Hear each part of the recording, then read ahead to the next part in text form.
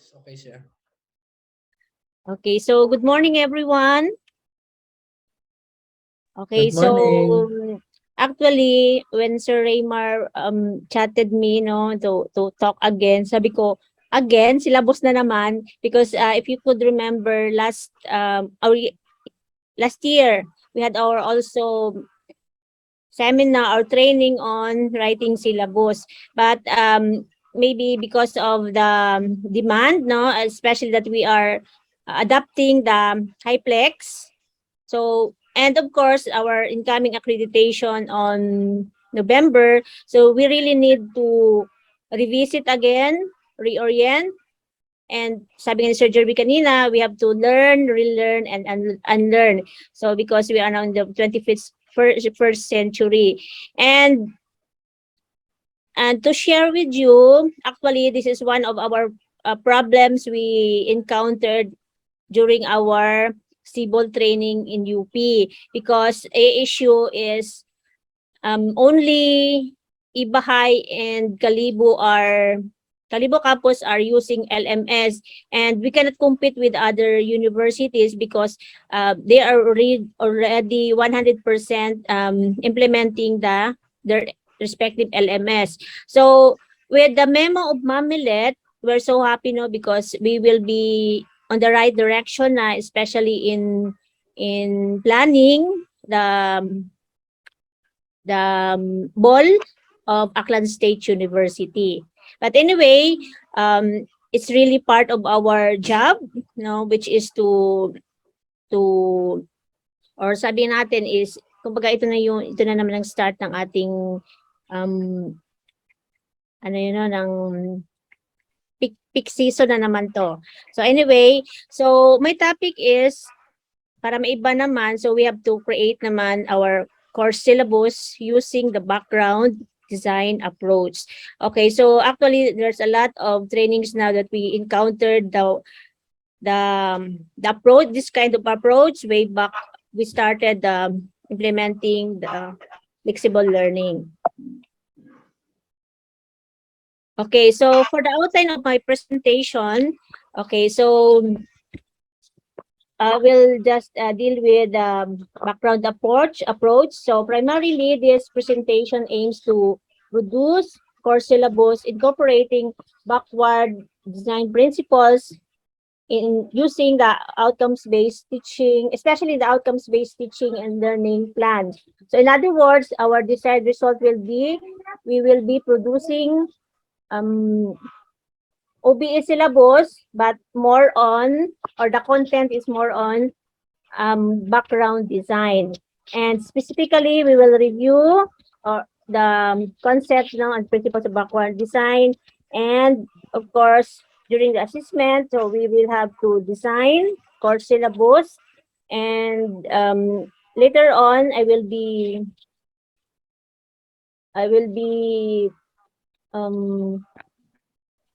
giving my inputs or my comments, especially that the three programs, the tourism management, the computer science, and the BSES will have their accreditation on November. And lastly, for our output or our learning activity is we will have our workshop wherein you will perform or will do your actual course syllabus or syllabi.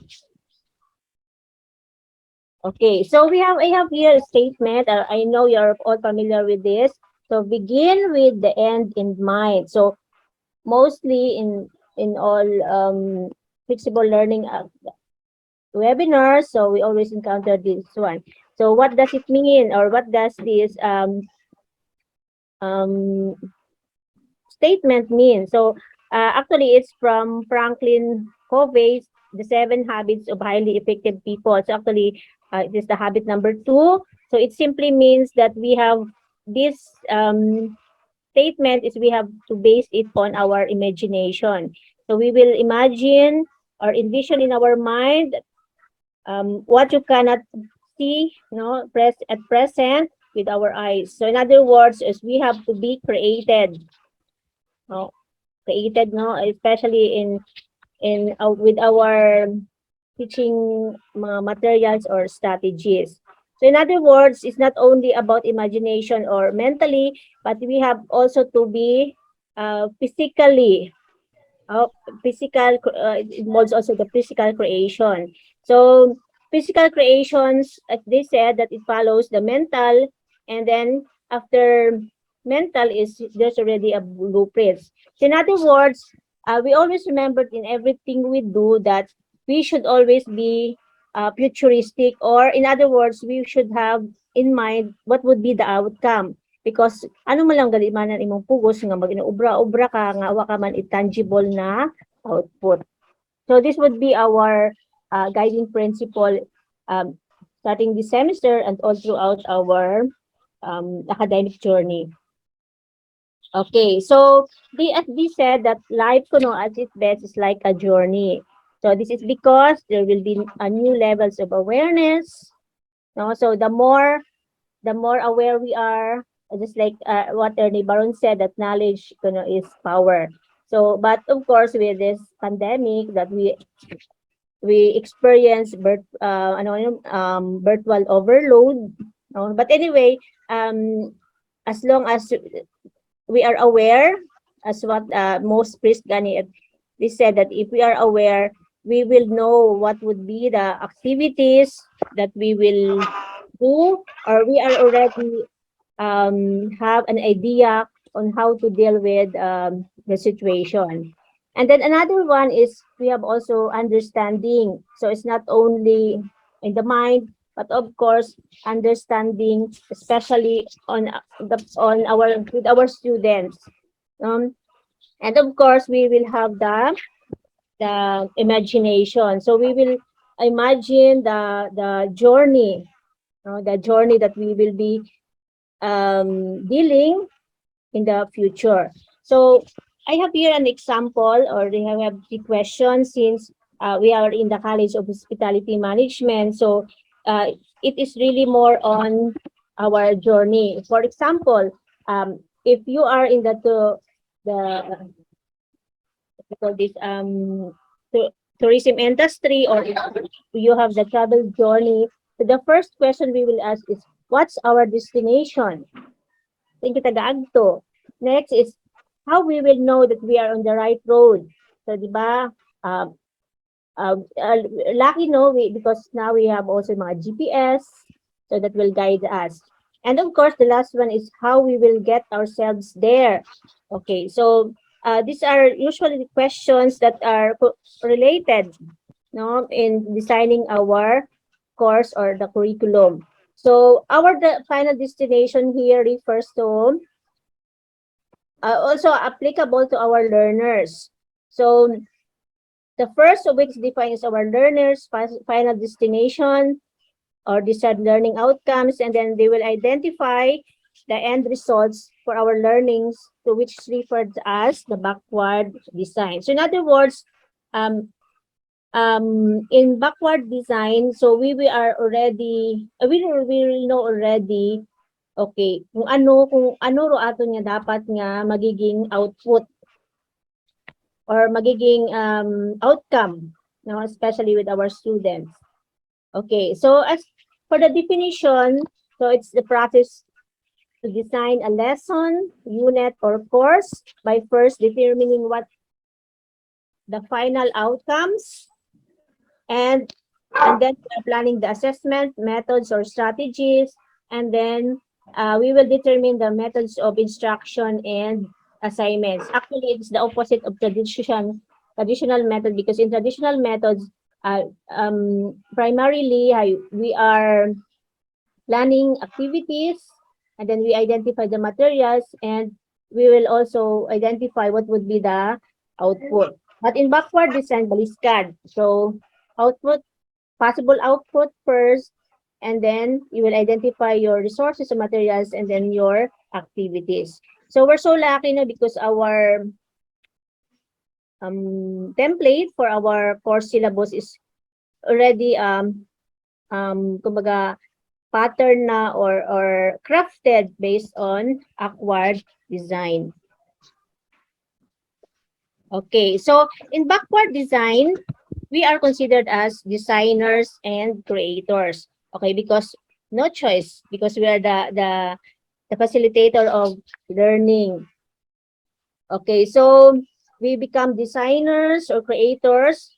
We are making effective ways in order for us to follow standards, and at the same time, we also build our own transfer of goals. And of course, besides, we are also using formative and summative assessments. So we should develop it based on the needs of our students. And of course, we have also to learn and understand also their needs. Because in backward design, it's used mostly, or ideally, it should be that's learners or student centered. So just like professional designers, background design must be mindful of our audience. As I said, our audience primarily is our students. Okay, host purpose is strongly student centered, and as much as possible, we want to give our best, no? Especially in terms of curriculum assessment and then instructional design. So, based on research, okay, so with the use of backward design, teachers or instructors became creative, no? Because we will be using our mind in producing or creating new activities that will facilitate new knowledge or skills.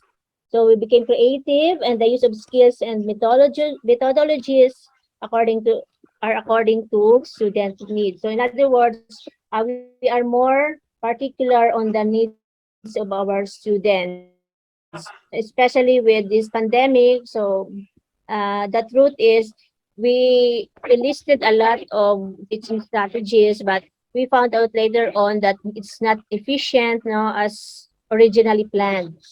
And it became also very effective in the way of designing it. Another finding is that backward design are found to be meaningful both for students and teachers because appropriate action plans, because you will be specifically designing each topic or unit, no? And then you will select also what are the best, or if not the available resources or within the means of our students. And we also conducting final assessment through a performance task. However, this pandemic, we have also some limitations because performance naanda na ba nga usually it's best good if it is face to face. But anyway, with this pandemic, no, I both teachers and students became creative or resourceful in their own ways.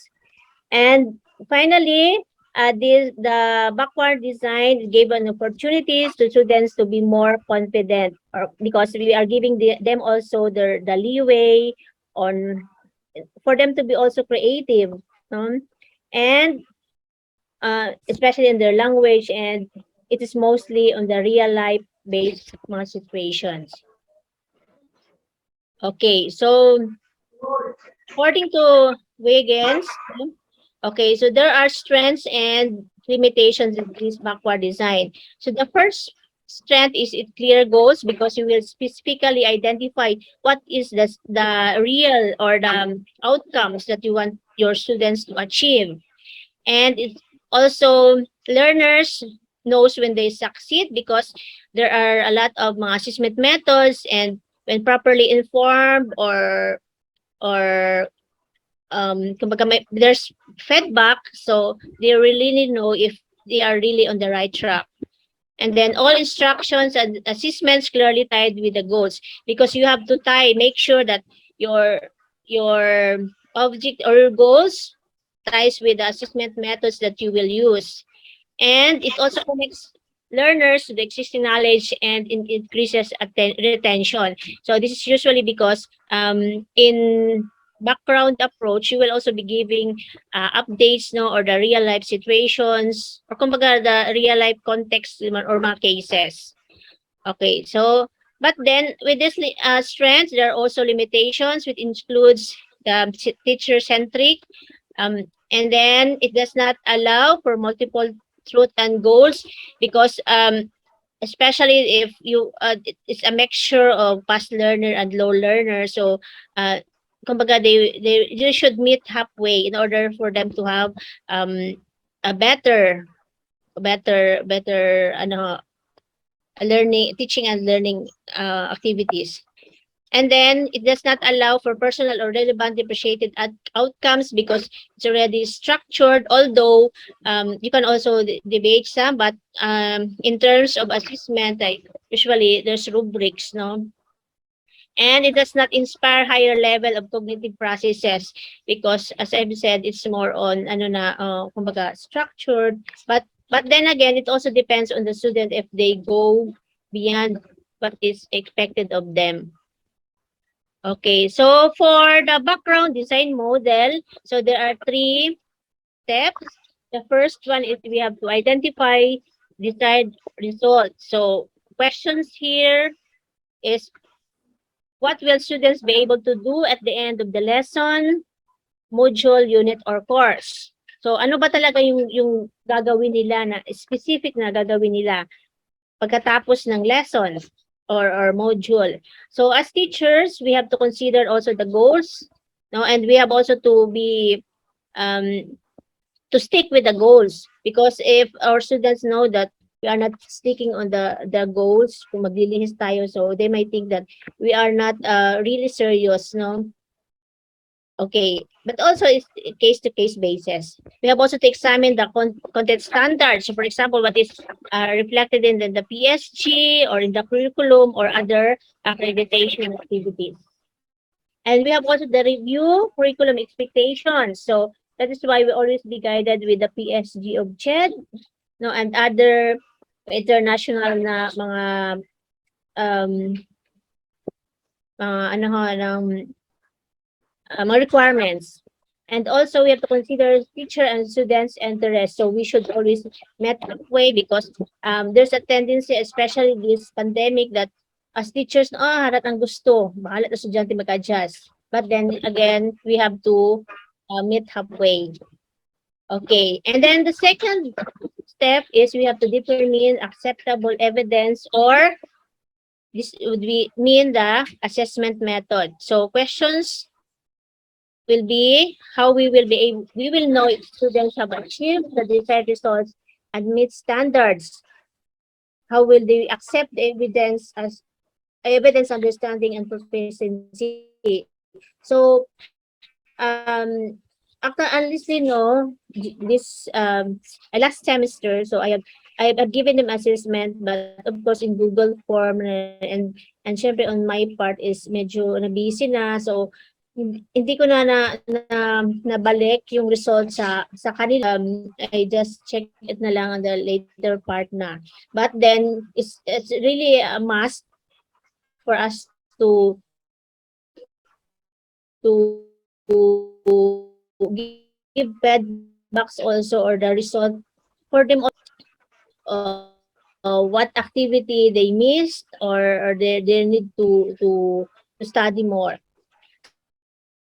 So we have also to consider a ratio of assessment methods. So we have the informal and so actually the room kumbaga that's applicable to the students, and of course this would be in the range and productive activities. Kumbaga kung ila gid sanda sa haron yung istra gatuon gid sanda or na-inspire sanda. So it's a big slap no in our part if ginakaindian ka ba man ng estudyante ngayon. So we really have to, although we are not perfect naman because we are learning naman. So you really have to put your best forward, especially with in designing experiences and instructions to our students. Okay, so I have here also, actually manami remember because we can relate to this. So it's what's the study of Kislek, no? wherein he identified common mistake in writing objectives. Because actually, the first step with identifying the desired result is to write our or to identify our objectives. So it says here that the objective of the lesson does not specify what the students will actually do that can be observed. So actually, this was also some of our observations or recommendations during our accreditation. Kasi nakikita nila na what ako no nagasanto ro ato niya objectives and kumbaga it's vague imaw. The action verb mismo is vague.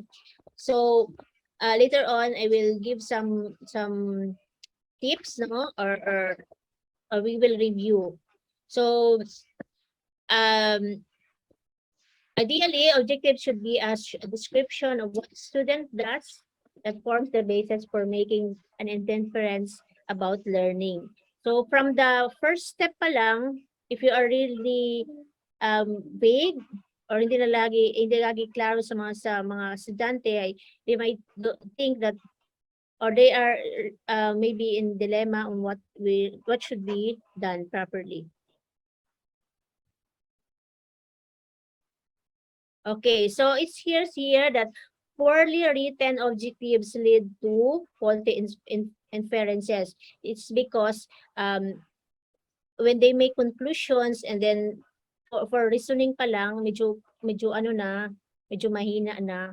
So they can lead into wrong information or maybe inadequacy of information.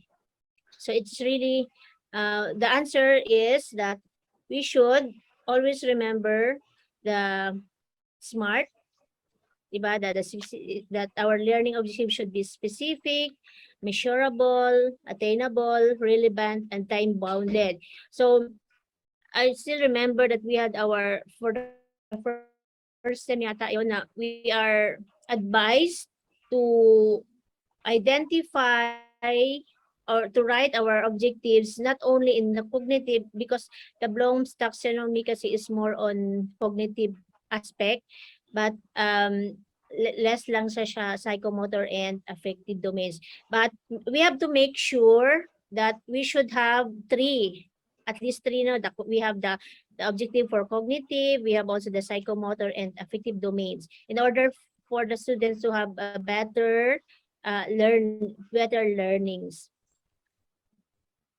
Okay, and we are also guided.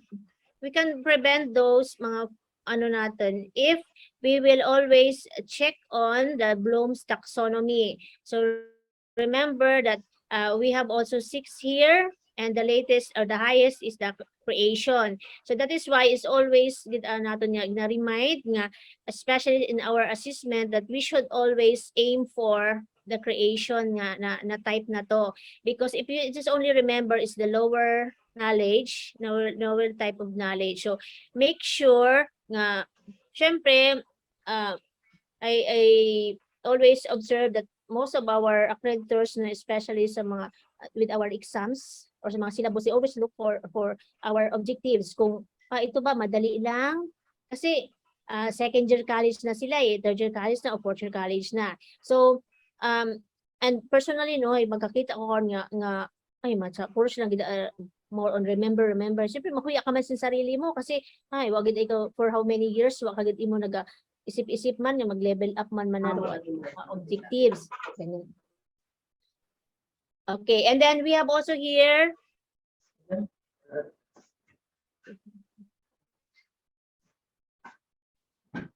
okay, we have also here the Bloom's taxonomy. So all you need to do is to just check this one. So for example, if there are words that you are not sure manano nga if it's vague man or medyo mahirap siya gawin, hindi siya specific, all you need to do is to just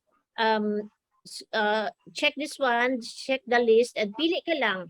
So make sure nga hindi naman lahat from unit 1 is remember lahat o na define mo and then sa last unit na define na naman. So you have also to level up because I do believe that teachers are really a no, great motivator, no, especially when it comes sa students. Kasi if the students know that si teacher na nag-effort talaga, they will also be inspired, no, to learn beyond our expectations. So that is why you have to make sure also na you have also borrowed objectives. Next, we have also the psychomotor development or the psychomotor domain. So, if you think na cognitive na to, na-learn na nila, so mag-level up, go, hanap ka na naman ng other objective na medyo, harap agreement sa sunod. Kasi hindi naman pwede yung same level, and you will really have to move from one level to the next level. Okay, and then you have also the affective domain. So, that is why na especially this coming accreditation natin kasi meron kayong level area 3 eh. So, kung pwede, may tatlo ba man ang ikon. Kung hindi man gid kaya tatlo at day 1, next na naman na unit, meron ka na naman. Okay. So, we have also here the common mistake in writing assessment methods. So, it is disconnected from the behavior indicated in objectives. In other words, what anaga santo, what aga ga-jive. So, kung ano ito sa objective ay parang dapat rin paano mo i-assess.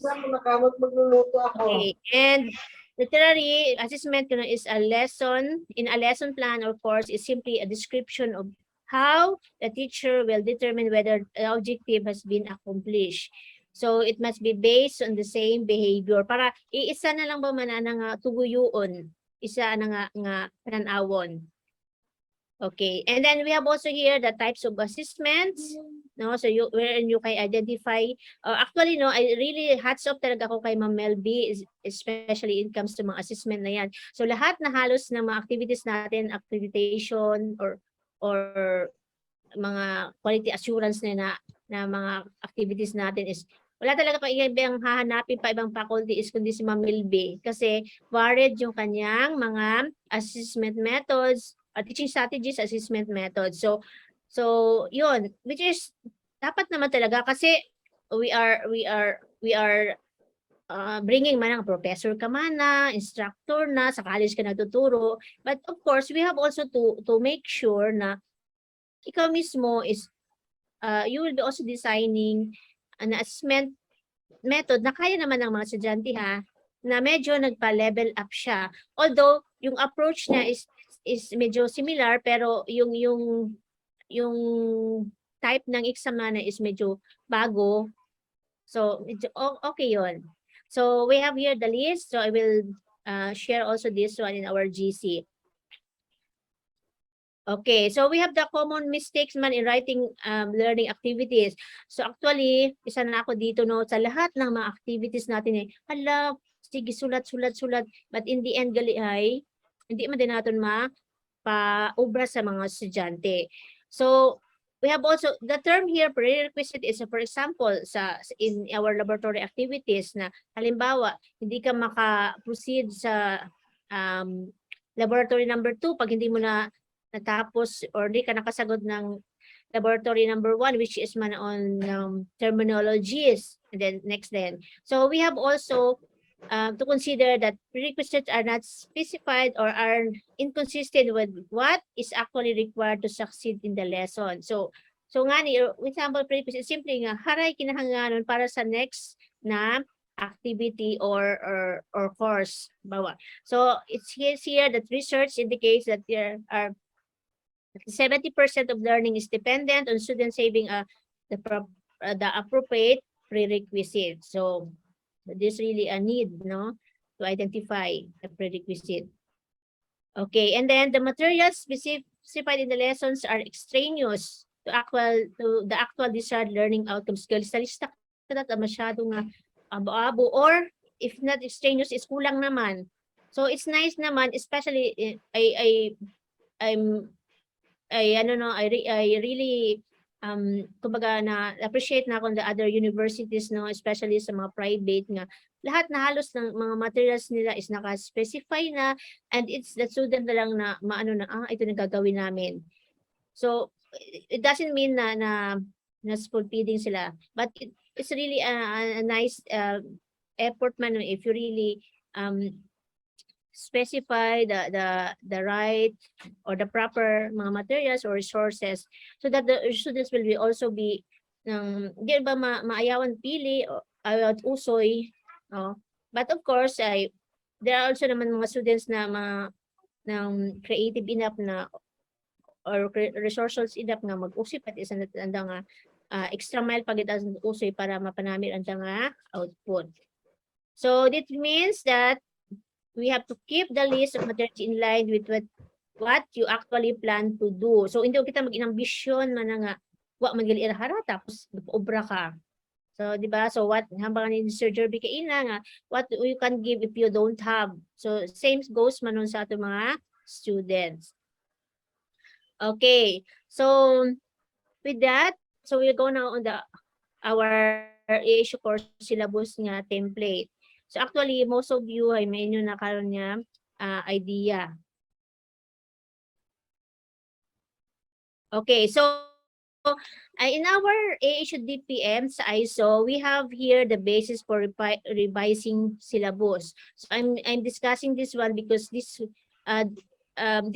is because of the recommendations of AACOP during our latest last May lang na recommendation that says here that faculty members may consider highlighting the updates on the syllabus or syllabi before submission to prove updated. Because usually, bato-bato sa langit, kung tamaran nyo po mag-ubrat mga update nga ron, gina-islan rato ato niya date mana na update or may mga activity mana nga. Imbis ka 2021, abi mana nga updates mana or trends or issues, ay butang na to 2022, agwa mo na to ng highlights. So tama man ro observation ita creditor nga syempre nakita up to din sa online ito nato nato nga compilation nga siin ba dato in what part is really updated, what part of the curriculum content, for example, or topics that were really updated. So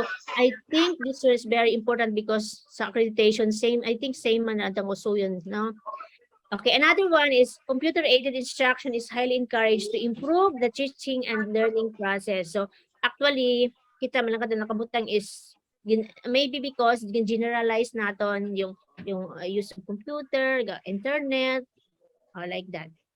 Okay, and then the last is reviewing laboratory rubrics is highly recommended for more specific criteria to evaluate the practice and outcomes of the activity being conducted. So this is because sa totoo naman, mas paunat makita ng mga laboratory rubrics nga to, higit pang butang-butangan at amanat o may harami na ng output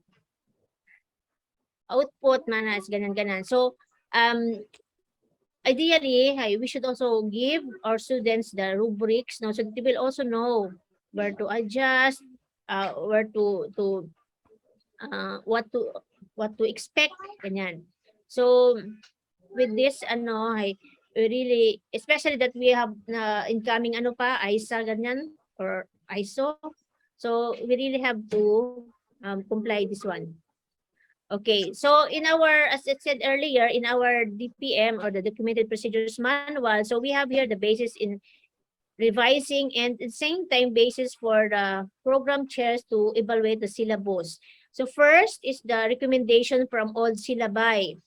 So actually, so all syllabi natin is, di ba, may recommendation kita, we ask comments or suggestions from our students. So supposed to be the next natin na revision is we have to write it or to include and then comments and suggestions of supervisors, students, accreditors of quality assurance body. So lahat yan ng mga comments, so dapat we have to revisit and then incorporate it the next semester or academic year.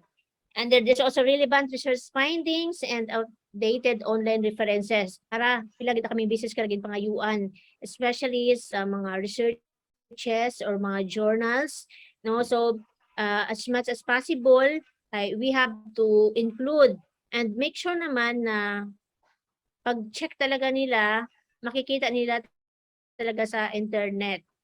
So another one is curriculum changes and other legal or institutional requirements. So just like ito yung latest natin yung FATFET. So we really have to adapt, no? To adapt the changes in the curriculum, especially also that we are adapting the HIPLEX.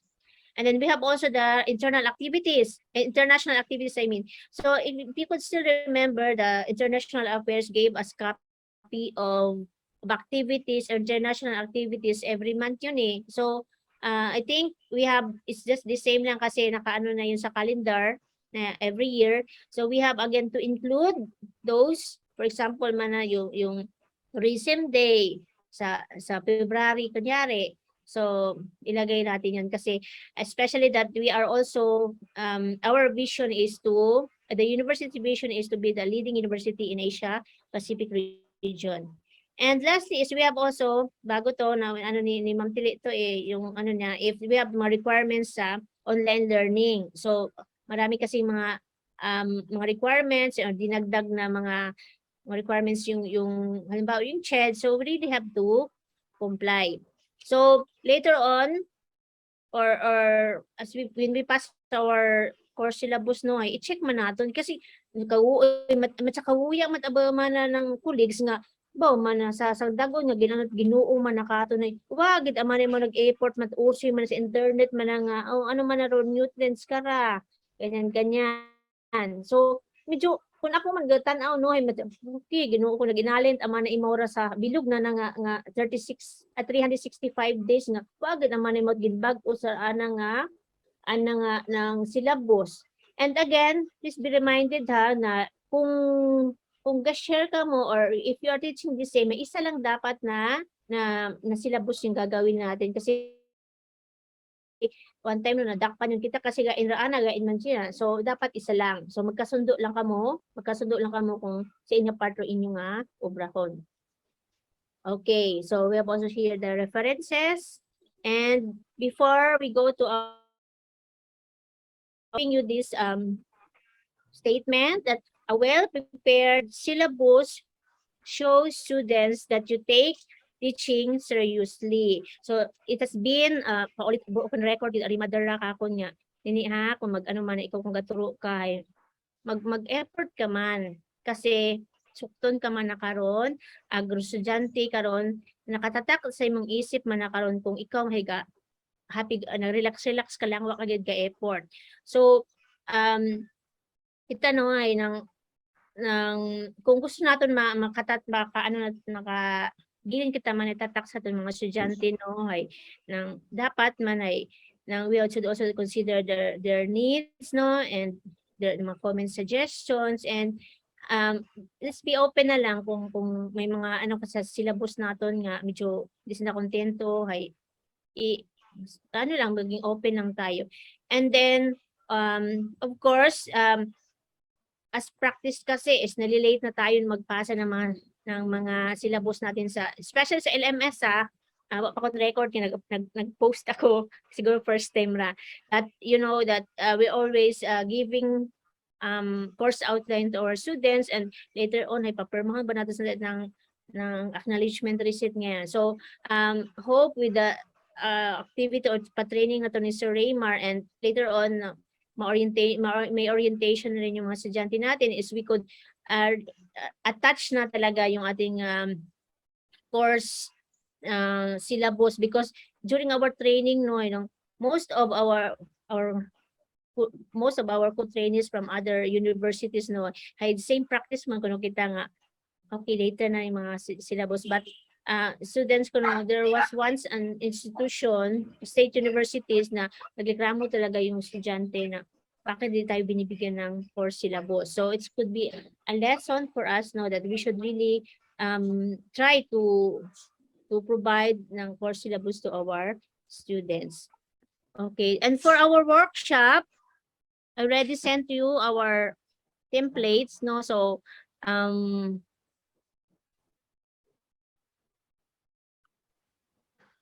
no.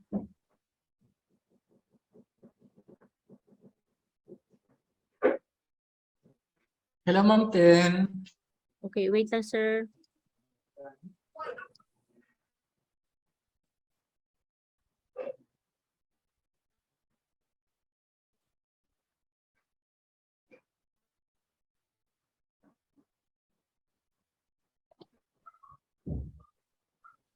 Sir Raymond, napindot ko taingan.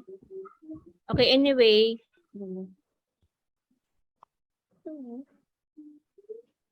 Hello, Ma'am Tin. Hello, sir. Na-obra ko, Ma'am Ro, Google Drive para sa imong nga no? Yes, sir. Thank you. Sa Good. imong nga workshop. Oo, sir. Pwede rin, Ma'am, i-con ko lang, i-orient ko lang din ng participants ko paano sila mag-participate. Oh, yes, Actually, sir. ro, andang trabaho, hay kwan sanda, collaborative using Google Docs. Na format ko na siya, Ma'am, at saka na arrange ko na rin per program. Okay, sige. Thank you, sir. At so actually, sa problema ako kasi first time ko mag-Google Docs, hindi ta mag... Anong format abi karon sa Ang format, hindi. Microsoft Word hay iba. Ang ngani. Oh, sige, Pero thank you, sir. i-orient ko na sanda kung paano nanda ma-obra. Okay, Pwede ko sir. pa screen ka ni Ma'am. So, wait lang, sir. So, I already sent to you our timelines no on the preparation of syllabus. So, as much as possible daw may nag-remind man nga kasi last year na yung mga sangdagon kita nakapasa kasi napabayaan na. But anyway, tanan man hagos kara is more on revision na revision na lang. So as sana sa training mo na to, sir, is na kita makatapos ba kita, sir, kasi by August yata or September may atod ang mga local na ng ng accreditation. So, haron ron, especially Yes. sa 3 programs nga ron ho, naton. Yes, Ma'am. Okay, With your topic, Ma'am, we can assist them on how to produce standard OBE course syllabi. not only producer, dapat ay i-post man naton gid, post Yes, sa LMS, sir. Yes. So that will be our target, Ma'am. So, Okay. Okay, Sir Ma'am. Raymar, Okay. ikaw lang Yes. bahala sa mga ngon dito house o kabago-bago karon. Although Yes. most of us naman we have our copies naman, our template. Yes. Okay, sir. Thank I-share you. screen ko lang and then i-orient ko sanda. Okay, sir. Medyo matrabaho galing na sa program head. Okay? Kaway-kaway sa mga program head. Actually, sir, sa program head no ay nang just like Ma'am Ching, siguro sa abo man kun amat nalilipatan yung anana ag kami man lipat man kami magpa-perma mapagpabutang ba, sir, ng recommendations nga raw, comments. Yes. So dapat na hindi paglipatan nun, ha. Yes. And another one is may recommendation na to nga sa in terms of validity and Yes. authenticity of our mga documents nga to. So lesson learned on our part nga tanawon ba manaton man nga medyo magsanto-santo man. Yes, ma'am. With the use of Google Docs, ma'am, they can comment as program head, ma'am. So, evidence Okay. ko ito. So, but the problem kasi, sir, sa program heads is masyado na sandang overload, sandang work. So pwede man sa ma'am ka-appointed ng andang suguon. Oo, especially na gabalik kita kababo man niya mga bulk naman o work. Using their account, ma'am, pwede naman yan, ma'am. Okay, so I suggest also, sir, nga kung sino nga garo inyo nga gina-target nga ipa-demo ay analat lagi nga workload ro ato niya sa workload nga syllabus ro nga at nga ayuson. Pwede. O agod ng pagbahay may atod lagi din man nga point of reference kung sino man ang faculty ro ato niya pag Bro, as much as possible tanan kita. Ikawon.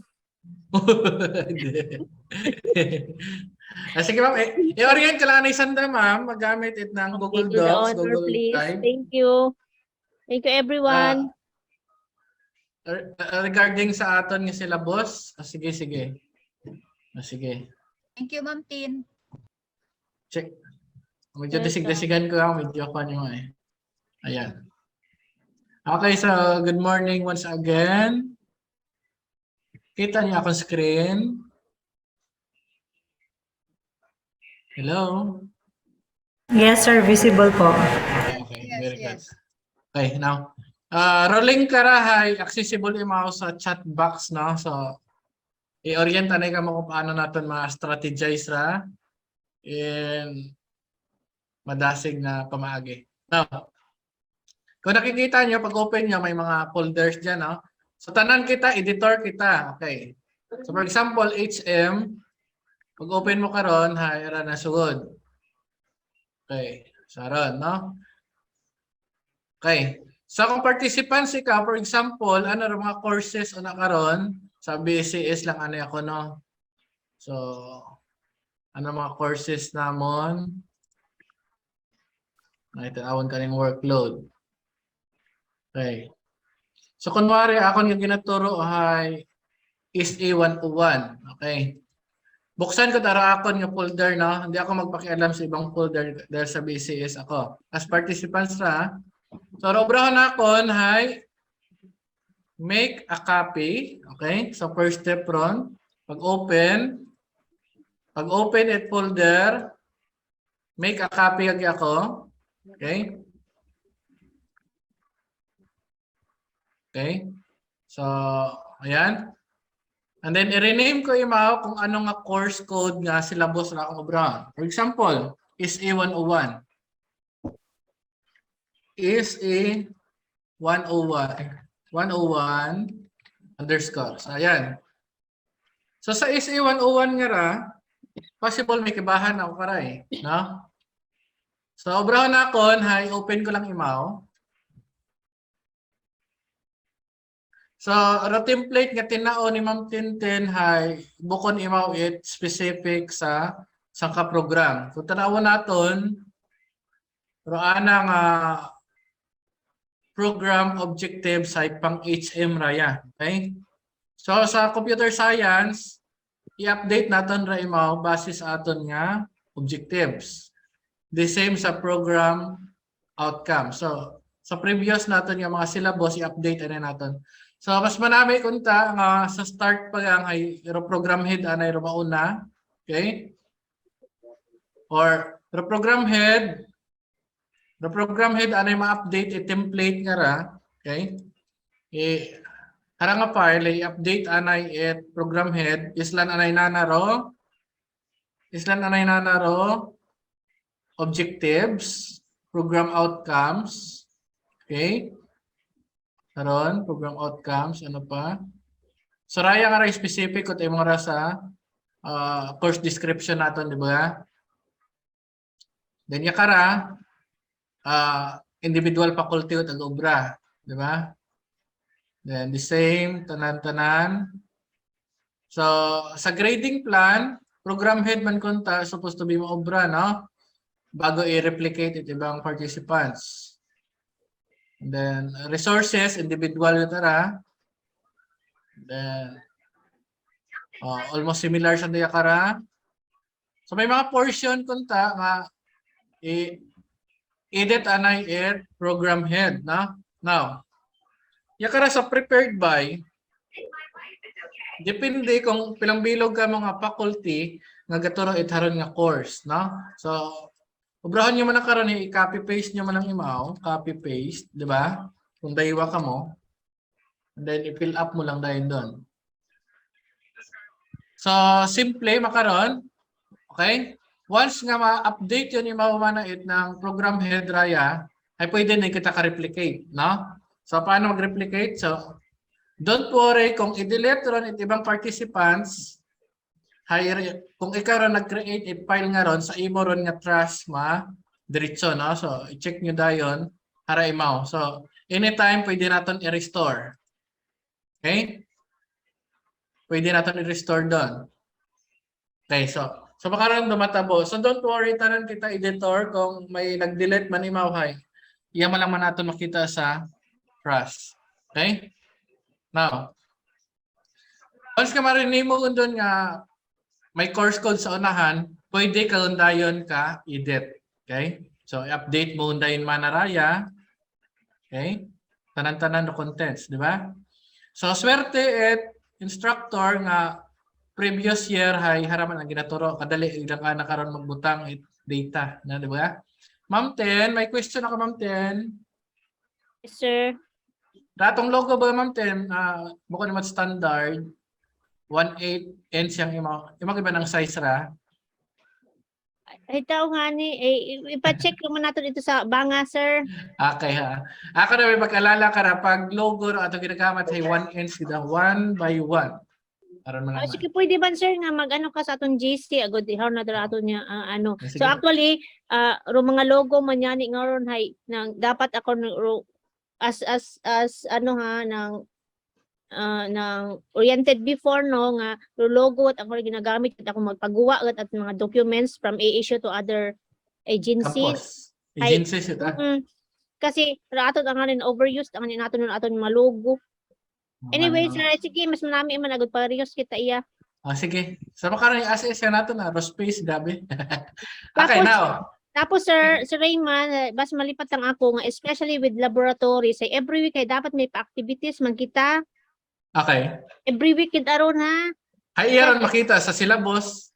Naka-time frame ra eh. Di ba? Gani. Karon na.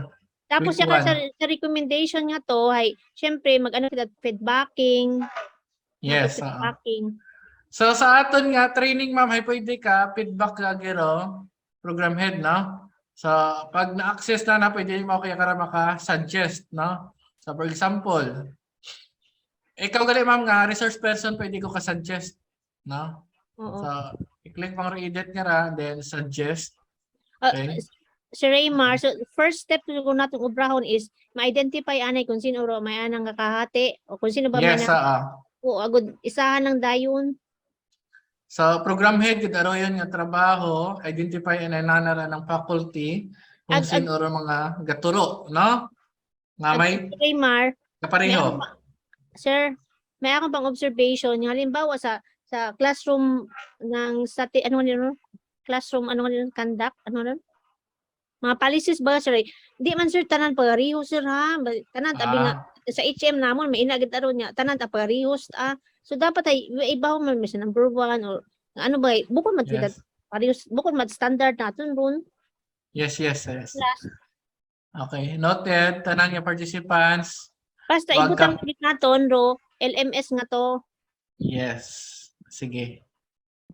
So, wag copy-paste daw. So, dapat meron kayong unit. Ano mga classroom policies na hindi ba tanan ang faculty parehos ana?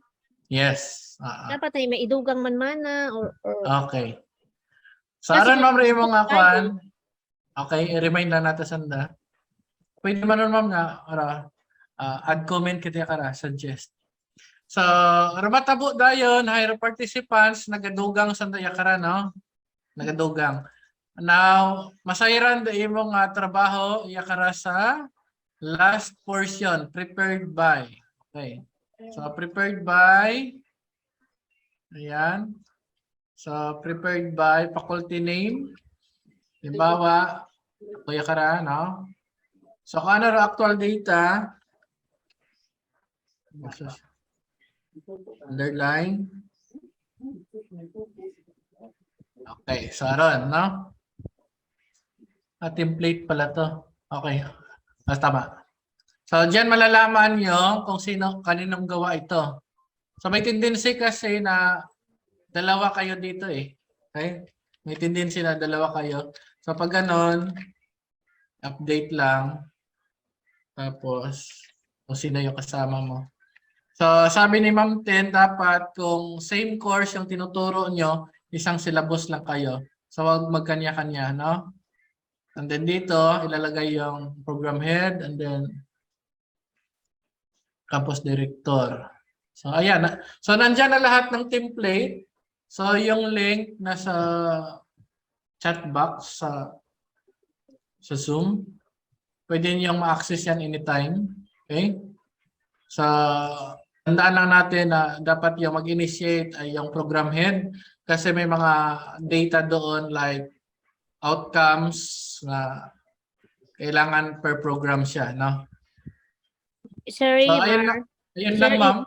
Sir, in addition, so, in terms of teaching staff, sir, ay dapat, sir, usually, sir, ay mga 10, sir, ha?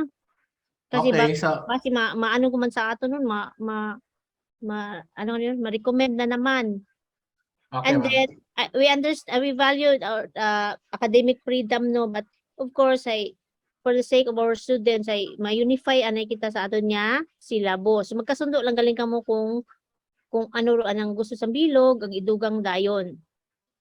Okay. So, in short, workshop nga rahay blended imaw, no? So, within this week, obrahon naton per program dahil haragid mo taratong trabaho. Diskarte ko taron, strategy ko at program head kung paano na i-mobilize sa mga faculty, no? Under sa anang program, including the general and professional courses. So using this link, we will comply the requirements, no? So actual talaga. So ano yung baseline data dito? Pakita ko sa inyo yung schedule of classes. So lahat ng program head meron silang ganitong data, okay? So kung nakikita nyo, meron silang hinahawakan na ganitong data. Okay? Sino yung tumuturo sa BSCS 1A? So ito yung mga faculty. So lahat ito, gagawan ko ng GC. Lahat ito, ilalagay ko sa GC. And then, i-consolidate ko na kung sino, for example, yung magkatulad ng courses. Example, sino ba? I-consolidate ko yan, no? Yan. Katulad nito, sa mathematics in the modern world, si Sir Baladhay at saka si Ma'am Reyes, iisang file lang sila, no? Which is CMMWW. So, doon lang sila mag-work out ng kanilang syllabus sa isang file. Now, magkakasama lang sila sa prepared by. Ayan. Parang ganon. Parang ganon yung strategy natin. Tapos ngayon, monitor ngayon ni program head yung gawa nila. Tapos kapag may nakita siyang ayusin, pwede siyang mag-comment dito. Okay? Pwede siyang mag-suggest or pwede siyang mag-direct edit. Okay? So, ganon kabilis yung trabaho natin. So, lahat ng program head, meron silang file na ganito. So, ito yung baseline data natin para strategize natin kung paano natin ma-comply yung requirements. So, yung magiging matrix nito, gagawa ng matrix, ano yung mga courses under BSCS 1A? Sino yung mga faculty? Ano ang dapat na syllabus na gagawin nila?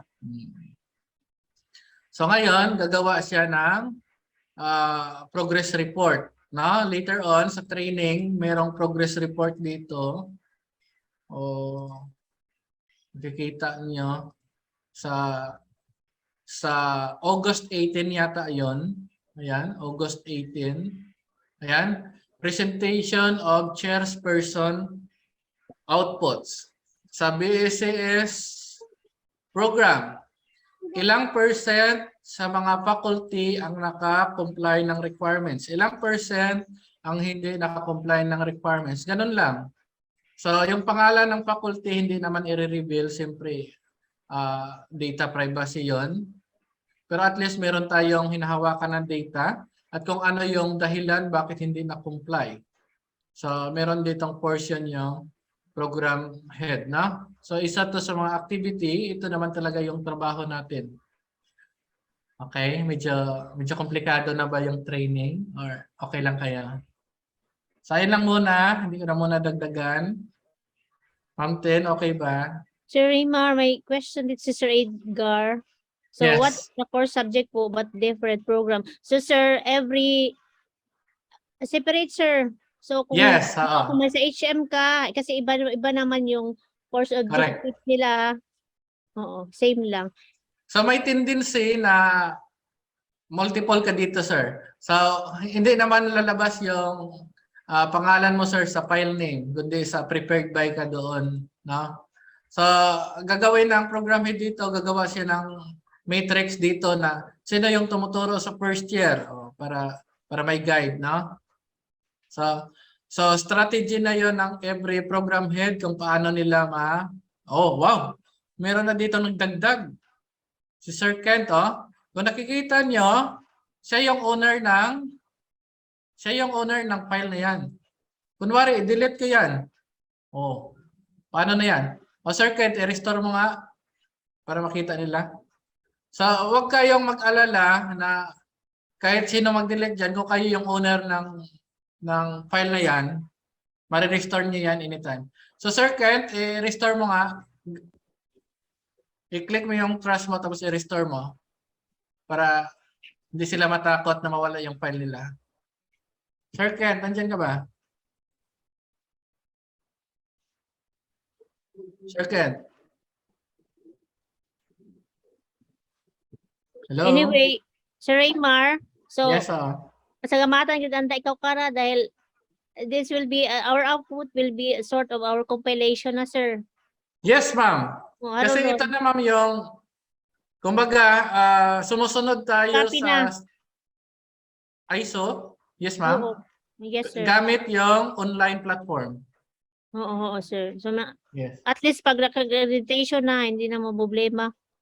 Yes, ma'am. Ito na yung evidence natin mismo, ma'am, na nag-undergo tayo ng checking of output. Ito na yung ipapakita natin sa accreditor. Nag-conduct kami, ma'am. Ito yung yung summary naman yung progress report ng program head. Pero yung detailed data, pwede natin ipa-explore sa kanila. So actual talaga siya para sa akin. So, Sir Raymar, the part naman of our students na when kuno andang orientation or sort of ano lang. When andang ano? Matsa ano ba kanta matsa ng overview Para sa estudyante? okay. Kasi since ga-report man sa face to face na, so ipagin matabi kung face episode sa bagay.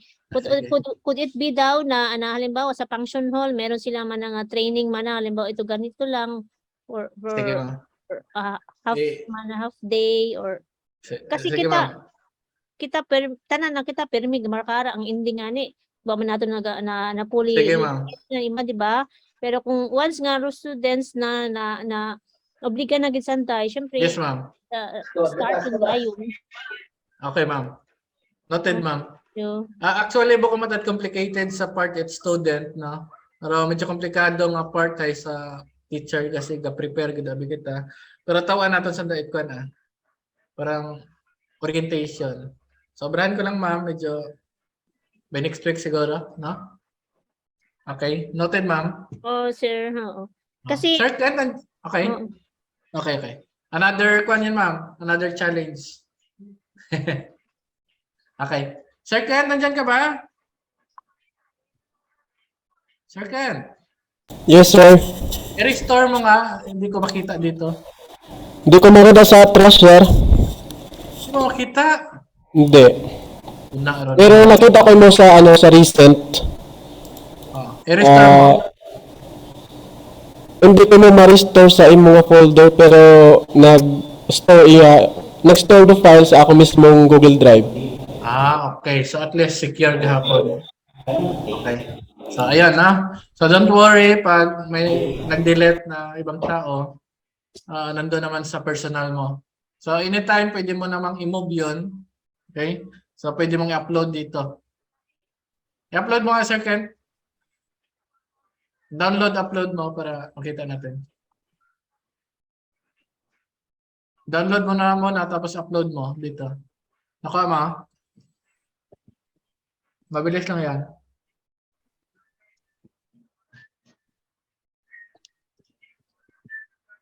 Okay, so while waiting, no?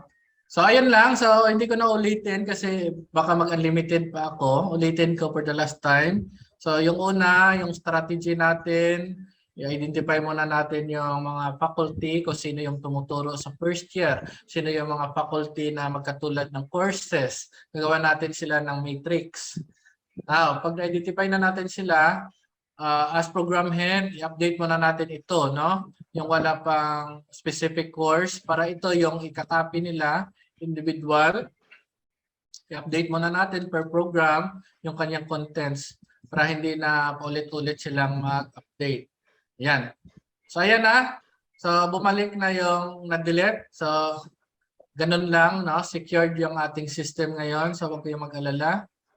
Kahit lahat tayo ay editor, magagawa natin, no? So, yung gagawin na lang ng program head dyan ay i-review niya lang niya kung ano yung contents. Okay? Once na na-okay na lahat, yung gagawin nyo as participants, i-download nyo siya as PDF file. Bakit PDF file? Kasi kapag PDF file siya, hindi na siya yung format niya ay fixed na siya, di ba?